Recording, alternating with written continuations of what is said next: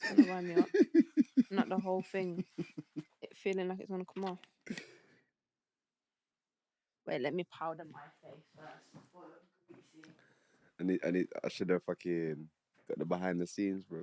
I should have got the behind the scenes.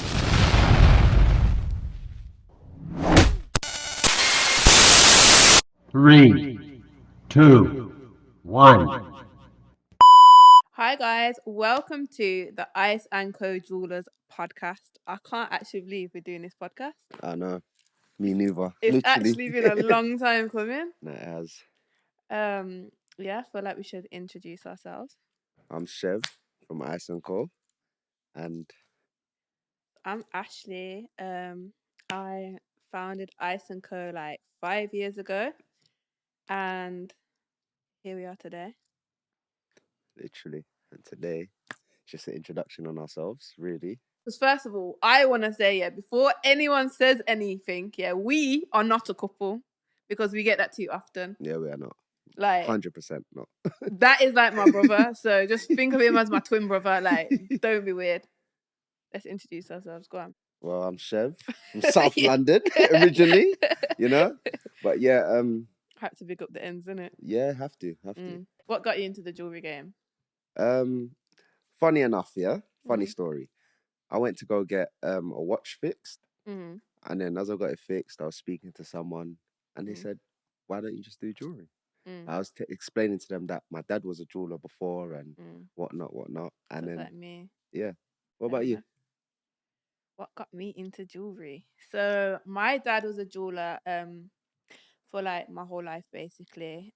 He had 2 jewelry shops, and I just kind of grew up like in his jewelry shops. If I had a day off school, I'd be in the shops doing engraving, doing this, doing that, polishing. If he wanted to keep me entertained, he would literally drop a bag of CZs and diamonds, mix them, and be like, separate them. And like as a 7-year-old, I was literally just there, like, didn't have a clue what I was doing. And I just kind of grew a love for it. So then when I became of age, I was just like, Dad, you know that thing that you used to do? Like, I want to do it. And it kind of just went from there. Yeah, literally, you're just probably there for time. Huh? Just separating these diamonds. Nah, 1,000,000%. Like, I didn't have a Scooby-Doo. And like, I genuinely couldn't see the difference. Like, obviously now I can see the difference. But like, at the time, I just didn't even have a clue. I thought that he just did it just to mess with me. Yeah, I would have been thinking the same thing, to be honest. But yeah, so as I became like old enough and wanted to actually like start a career, I was like, you know what, I just want to do what you used to do. So with a little bit of my dad's guidance, and also, to be fair, not his guidance, because he wasn't happy that I became a jeweler. We actually fell out because of it. Oh, really? Yeah. No, I was on the flip side of things. So basically, my mum was happy that I became a jeweler. Oh, really? She was like, yeah, at least you're doing something. Yeah. No, me and my dad fell out real bad. Because I feel like now I understand why we fell out, because now I've been doing it for 5 years. I'm like, he wanted to protect me from all of this. Like, it's a lot, especially being a woman. No, there is a lot of headaches still. Yeah. So, question. How do you think it is being a woman in this industry? Truthfully, it's awful. It's genuinely awful. Like, truthfully.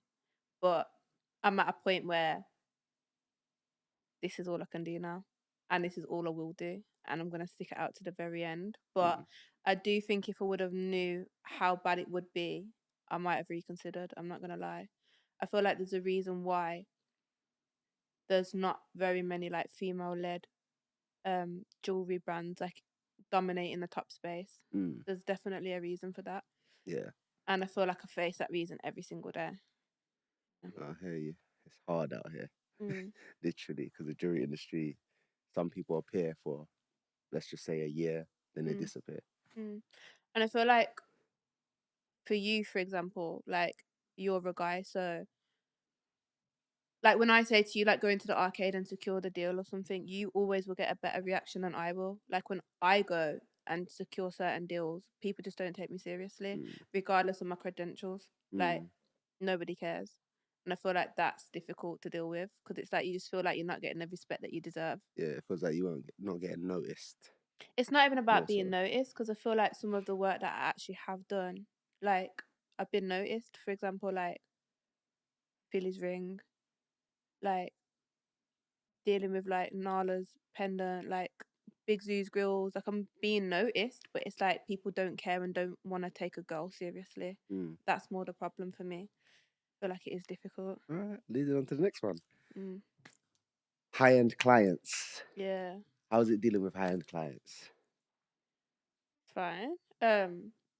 But again, being a woman in the industry, I just feel like it's a difficult space for me to navigate, because a lot of the things that you see the like top jewelers doing, like, and maintaining their relationships, I can't do because I'm a girl. So for example, like, let's say Philly's ring, I can't maintain a close relationship with Philly or make it look like I'm maintaining a close relationship with Philly, because people might automatically think, oh yeah, like they must have been doing a thing, or No, for like real. that is just how it is being a girl and being a male. And I feel like having to like balance that is quite hard, and having to battle that, like, as soon as I put up Philly's ring, I had so many people, like, you know, on Snap, like, where they can like comment. Yeah. Had so many people commenting like, "Oh, like, are you going out with him?" Da da da da da, and it was just like, bro, like, why would that even be a thing? Yeah, people don't understand. It's just It's a work. client. Yeah, like, why would that be a thing? But Yeah. it's like I just have to ignore that kind of stuff and No, for obviously real. continue. But where you see like other big jewelers, maybe like, let's say they've got a footballer client, there might be, with that footballer client, that they might even go and deliver the piece to the hotel room, just because they might be in the middle of a game or something. It's like, I could never do that, and I have to be very careful about how I come across and how, like, the levels that my interactions go. But then I do feel like sometimes that jeopardizes me maintaining a relationship, because I feel like I'm like so scared of like being put in the wrong box that I'm just like stiff, and yeah, it's difficult to navigate, I'm not gonna lie. I'll be in the same boat, literally. But yeah, I think in this jewelry industry, dealing with high-end clients, especially, I think it's more relationship based. Exactly. So, And that's where it can become when difficult. when people presume that you're doing this, you're doing that, they need to stop, because they're just normal human beings at the end of the day.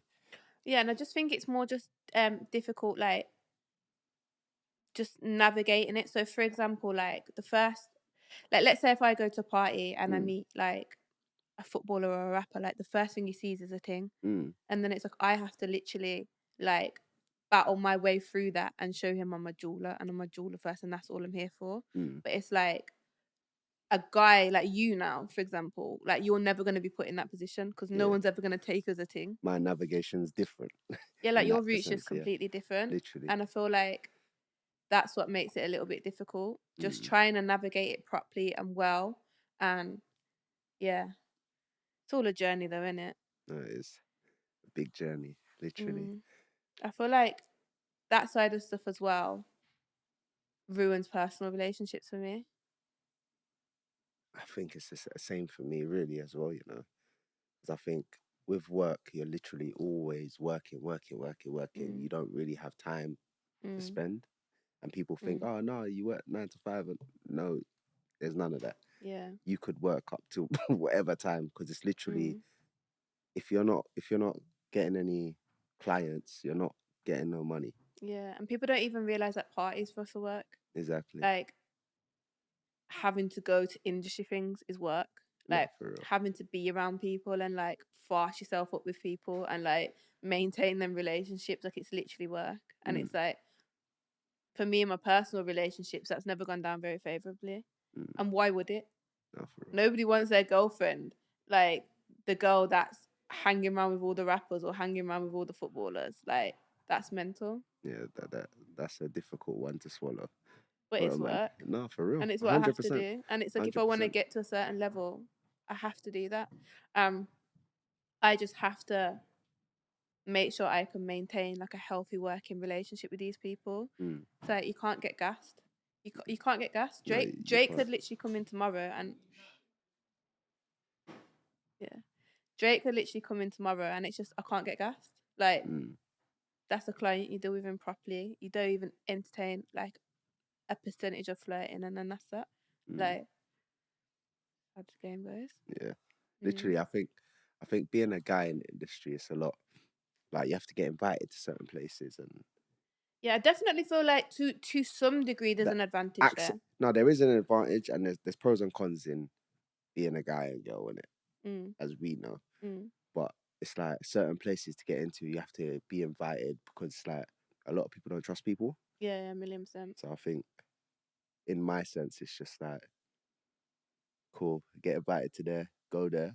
Yeah. I'll show them, and then they see, and then yeah, from there. Yeah.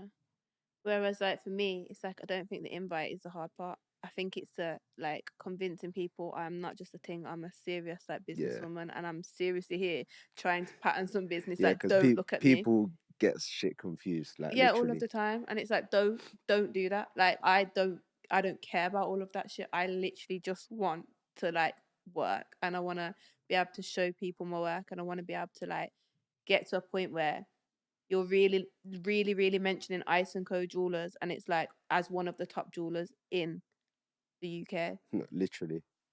But that's obviously only going to happen by having certain clients, and that is just like the circle that happens, because like people only respect it when it's people that they respect. See, like rocking with it. Do you know what I mean? Alright, let's move subjects now. Let's go to people's perceptions of jewellers. Yeah. It's like a lot of people think because you deal with a lot of cash, they'll think you're taking home all that money, but when it's not literally profit, it's literally a business. So you're gonna say, for instance, you're dealing with 50 grand, probably 2 grand of it is yours, or do you know what I mean? Obviously, it depends on your margins, innit? Is but it it's the like profit margins? Yeah, but people always are going to have that perception of jewellers as well, because we're working with like expensive items. So I feel like they're always going to think, all right, cool, like automatically that person's rich or that person's rich. Like that's just how people view jewellers. Like, and I feel like that's why it's also technical when you have situations like what happened with that young guy. Obviously, don't want to mention any names, but it's like, bro, like people are plotting on robbing people and stuff, and you don't even know if that's that person's stock. No, like, literally. But people don't care. Of course, people don't care. But they just see it as an easy target. But it's like, so now you don't even know you haven't just stolen from that person. You don't know who you've stolen from. No, literally. And it's like now that person probably has all of that on their head. And there's a whole ripple effect behind that. Yeah, 1,000,000%. Because people don't understand, as jewellers, it's like not all the time stock is our personal stock. Yeah. But it's not like, a jeweller's going to go buy 50 watches and pull it on the showcase. That makes no sense. Yeah. It's not even that it makes no sense, but it's like, for example, me personally, like, I'm doing what I'm doing and I'm building to what I'm building to. But bro, like 6 years ago, 5 years ago, I was in the YMCA in Birmingham, bro. Like, I'm not just an overnight millionaire. Do you get what I'm saying? Like, I'm building. So how do you expect me to go and spend like 2 mil straight in stock? Like, it's not going to happen. Yeah, that's crazy. Do you get it? It's like crazy. A slow progression. Especially in this climate. It's do you get it? Crazy. Like, it's a slow progression. So it's like when you're there, you're there. But until you're there, you just have to make a mickle out of a muckle. Like, if that means that you're selling that person's watch, or that person wants to sell their watch and give it to you, and you're responsible for that stock. But it doesn't mean that you brought that stock outright. Of course it doesn't. Like, the main thing about being a jeweler is just being a trusted character. Like, that's what people don't realize. Trusted when it comes to holding people's money. Trusted when it comes to telling the truth about certain things. Like, you should be able to come to a jeweler and trust that the diamond you're getting is a diamond and not a lab diamond. No, like, for real. It's a very, very like trusting thing, being a jeweler. And I feel like obviously some people don't realize that, and they just see what they see and they think, wow, that person's like up and they've got so much stock and whatever. You literally just don't know. Like, by even plotting on someone and robbing them, you don't know what you've just done. You really don't, and you don't know who you might have rattled in the long run. Like, it's crazy. Elephant in the room. Yeah. What elephant? The accent. You're from Brum. Oh, is that an elephant in the room? That's an elephant in the room. Really? The viewers don't know. I know. The viewers don't know. Okay, cool. Yeah, I'm from Birmingham. 0121, all of that. Yeah. Nah, so I was born in Ealing, moved to Birmingham very young, grew up in Birmingham. Obviously my dad had his shops in Oxfordshire and Bicester, so I used to be in his shops a lot. Yeah, like lockdown times, I was in a very sticky place. Like I just wasn't where I wanted to be. Literally still like just not in the right place, innit? But like really trying to do this jewelry thing at this point. Like I'd done pendants, I'd done like this stuff, and I was just like I'm not feeling comfortable. I've got ants in my pants. Like I don't know what to do in it. So mid lockdown, I just made a mad like leap of faith, and I was like, I am going to London, and I'm doing this jewelry thing, and that's it. Like I remember a situation happened in Brum with one of my clients, and something that I made, and that situation made me feel so uncomfortable, and I was just like, I don't think it's Birmingham that I'm gonna succeed in. So I think I need to just go. And I remember just like taking a leap of faith very early on, not knowing how I was gonna do it, not knowing if I was gonna sink or swim, Yeah, and just 'cause being like, coming from Brom to London is hard in itself. yeah, In whatever walk of yeah. life. And I came with like no backing either, like just me, myself, and I. And just then to get into the jewelry industry, it's like a lot of people struggle to even survive in the jewelry industry yeah, as it is. yeah. And like I remember I just moved to London, and then like googling like Hatton Garden, and then I was like, I'm gonna go to Hatton Garden, and I didn't have a clue what I was going to do, but I was like, I'm going to Hatton Garden. And I remember just like walking up and down the strip, and I remember like walking past A Jewellers, and I just was like, oh, wow, this is what A Jewellers looks like. And I remember that was like a turning point for me, because I was like I'm actually really here. Like I'm really in Hatton Garden. Like I've never seen this shit. Like I remember seeing ice jewels in the flesh, and I'm like, I know them not in it, but it was like I hadn't been to the strip No, before, of course. so I hadn't seen it in flesh. Like So it was different. Yeah, and I remember just being like, ah. Then I remember like, how am I gonna break this industry? So I remember going into shops like, can I have like a job? Like I said, and I'd printed off CVs, and I was like, can I have a job? And funnily enough, Hera, the one on the corner, was like, yeah. They had me in there doing donkey work, mate. Absolute fucking donkey work. I swear to God. Like, there's like, yeah, come back for a trial. And I'm like, okay, cool. Because at this point, I've just got a fire in my belly. I'm like, I need to be around jewelry. That's all I need to do. Because like being in Brum, I had my office in Brum, like I had my setup, and I didn't have this anymore. Like I had no base for my jewelry. So I'm like, how am I going to get, like, what am I going to do? My idea was that I was going to actually work in a shop and build a base. I knew that they'd have a problem with it, but I just thought, you know what you don't know can't hurt you. Yeah, but I think in that sense, I think if you're working in a shop, building your own base, it's a techie one. It's very a techie one, but it wasn't like I didn't. That's why I didn't want to like knock on A Jewellers and be like, can I have a, that's not gonna happen. Or like Ice Jewels, that's not gonna happen. Do you get it? But it was like just a jewelry shop that just does engagement rings, like just being Hatton. So yeah, I remember they actually gave me a trial and had me doing absolute donkey work. Yeah, they had me taking pictures of the stock, but even like everything happens for a reason, because then I was whacking them on Snapchat. This is what they don't know. I was putting them on Snapchat, like just showing people, yeah, like she's in London now. She's back at it. Like she's back to doing the jewelry. And then I remember like just thinking, nah, this ain't it. Like they really just got me on some silly stuff. So I was like, okay, cool. Like this isn't my path. Like I can't do this. The learning curves. Yeah, like it wasn't my path. But then somehow I just fell back into jewelry, and like got a business partner. Like obviously don't have that business partner anymore, but like always got mad love and respect for him, because then it was like back into it, and we started to build back shit, and like that was in South London, innit? Cool. With the jewelry industry right now, because it's so like overcrowded, because there's always street dealers and whatnot in Hatton Garden. Yeah. It's just, I hate it. yeah. Get out industry. Like it's literally mad difficult, because like you have your prices and everyone's just undercutting the market because they don't have a base in Hatton Garden. Like it's expensive to be in Hatton Garden. Yeah. Like, they don't have a base, so they'll just be undercutting the market, doing stupid prices. So it's like, if you have your price, you have your price, innit?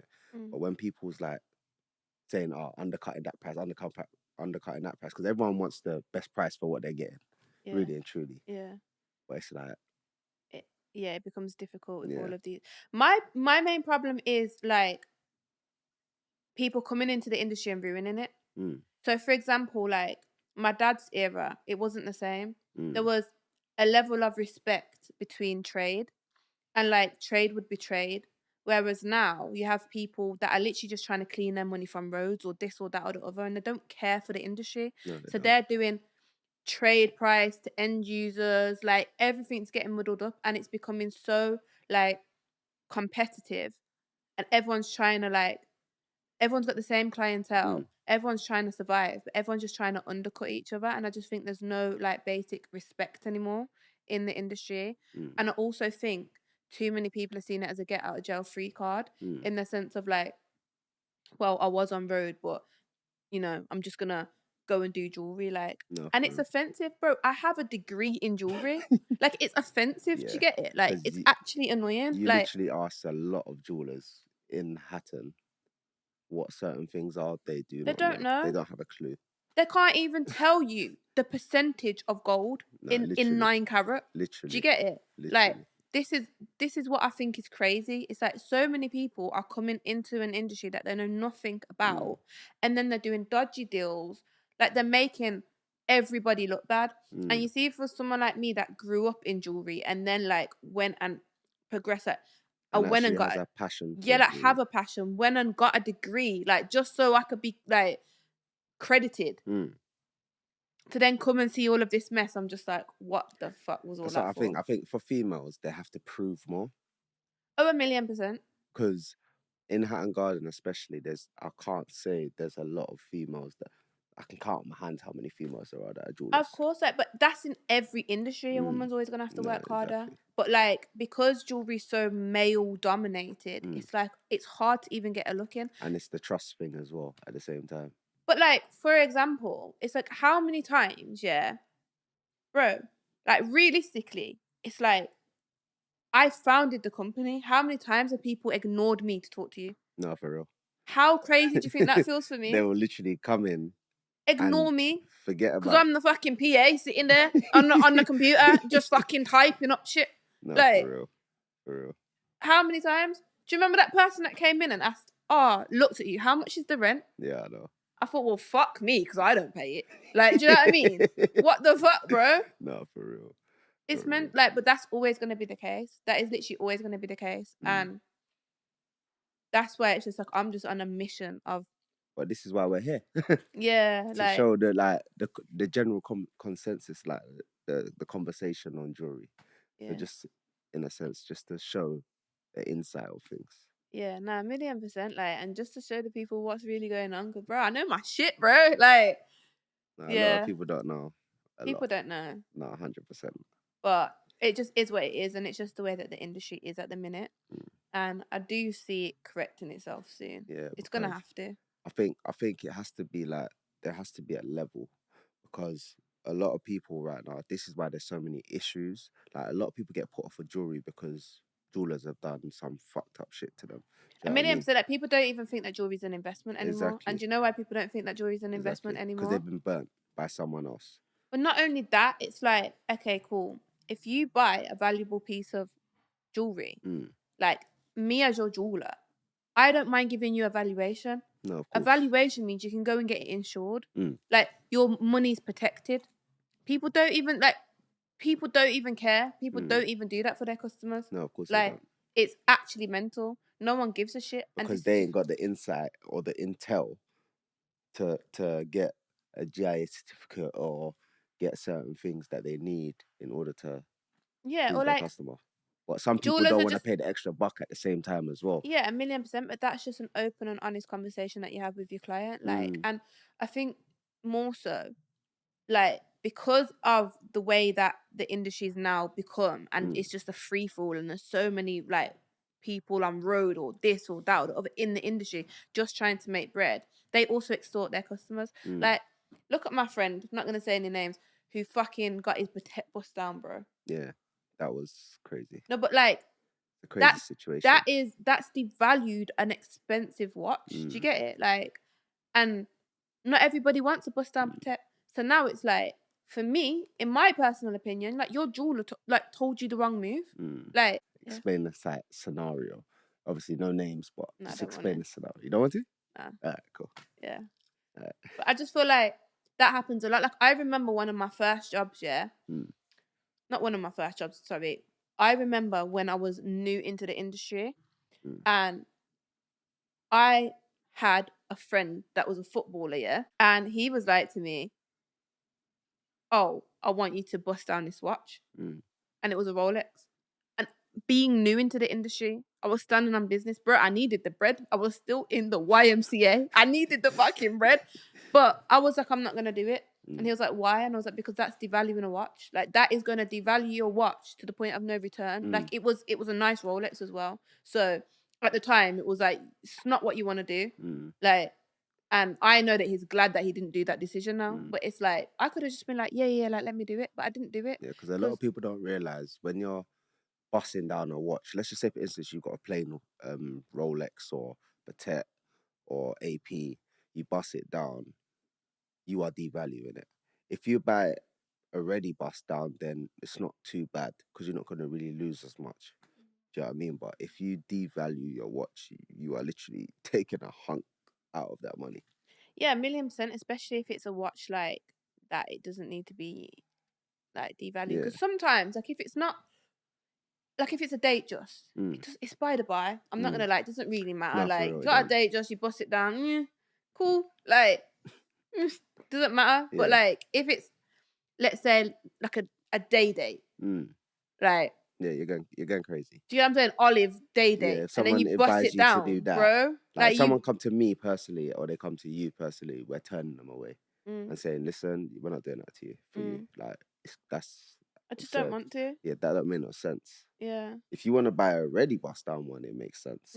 But if you're trying to bust down a plain watch, you're just I think there's devaluing it definitely for what? levels to it. Like, there's definitely levels to it, and I feel like some watches are calm to bust down. But I feel like when you're going for the big boys, just leave them alone. Yeah, that's it. They don't need to be bust down. Like, there's enough investment in that watch. There is by some itself. people that don't care. They don't give. And I think that's also very different. But I think that's just knowing your clientele and knowing, is your customer that type of person? Because that type of person reveals themselves and tells you they're that type of person. Like, they'll be like, listen, I don't care.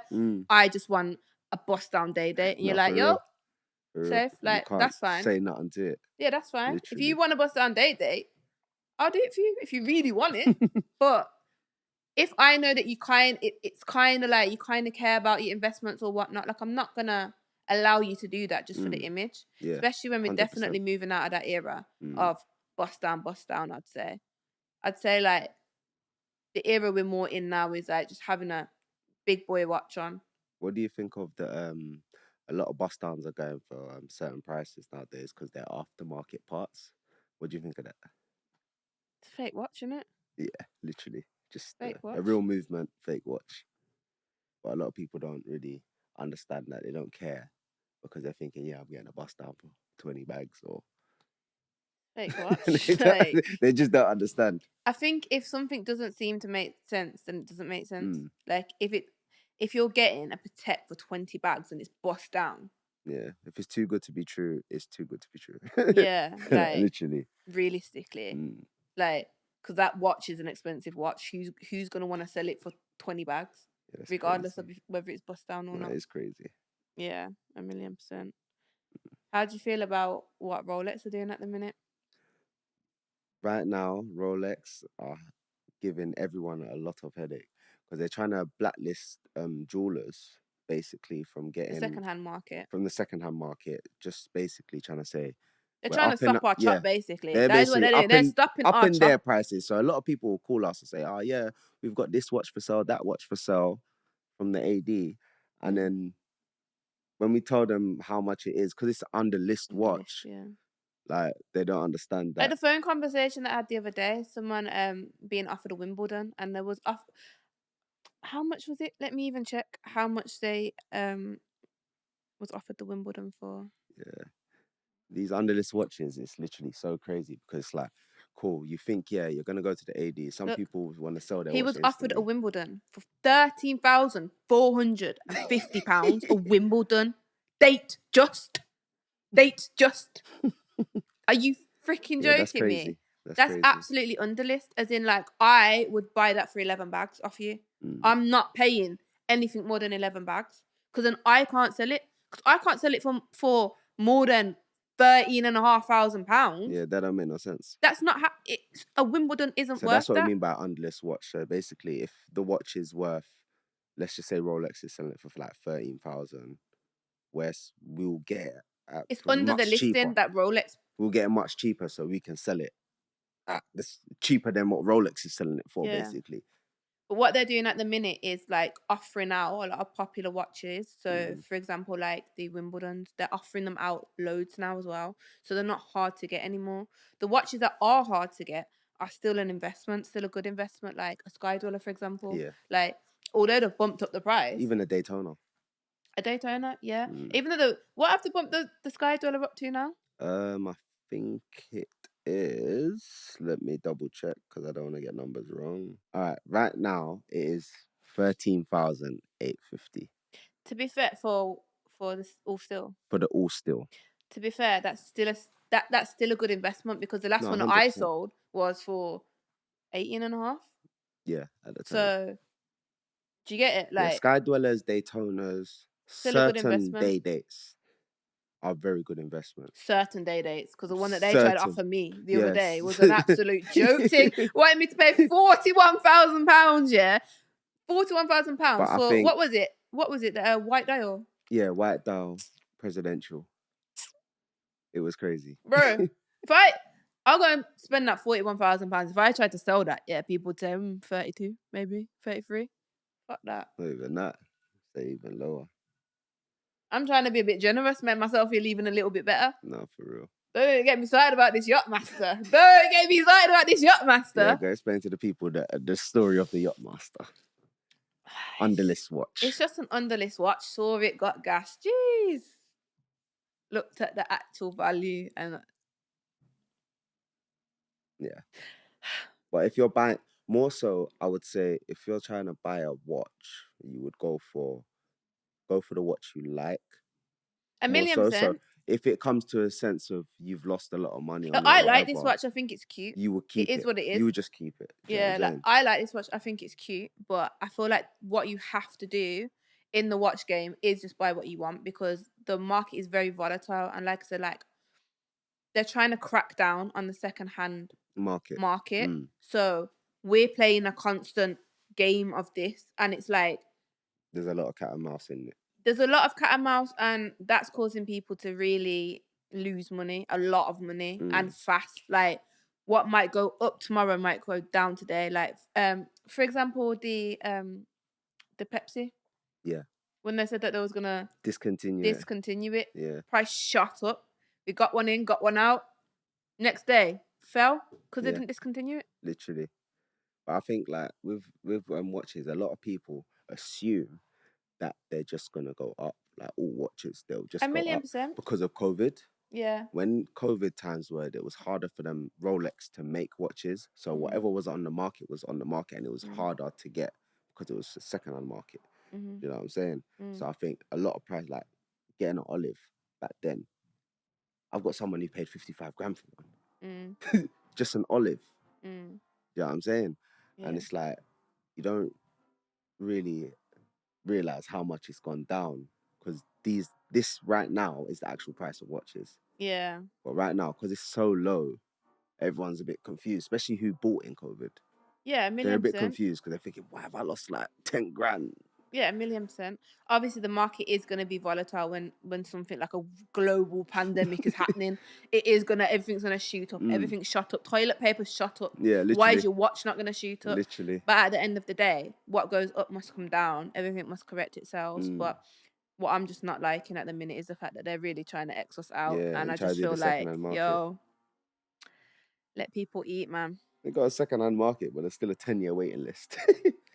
It makes no sense. But then, like, it's like they're gonna kind of have to figure out what they're gonna do, because at the same time, when you're making people wait 10 years for Sky Dweller, you are shooting the price back up. So it's like they can't really win. It's like they're causing a lot more underlist watches, but that's fine because they don't understand. It's like they're devaluing their own watches. That's what you don't realize. Like, they're devaluing their own watches because as soon as everyone realizes that a watch is under list, no one's going to want that watch anymore. 100%. So what's going to happen is people are going to stop buying that watch.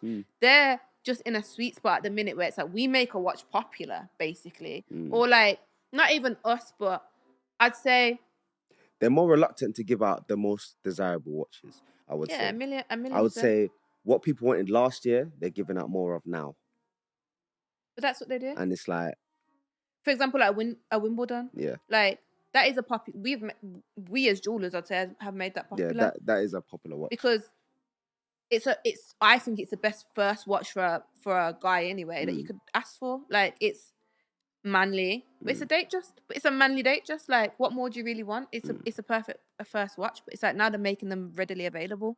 Like, and people are losing money on them. It's not going to continue like that forever. No one's going to want it if they're realizing they're just paying for it to like drop down like a car. It's not a car, it's a watch. No, 100%. It's just a watch. Literally. Yeah. I feel like we've had a lot of time on this. I feel like we've had a lot to say. So I feel like for this episode, we should probably wrap it up here. Yeah. That is it, guys. If you do want to see more from us, please do like, comment, and subscribe.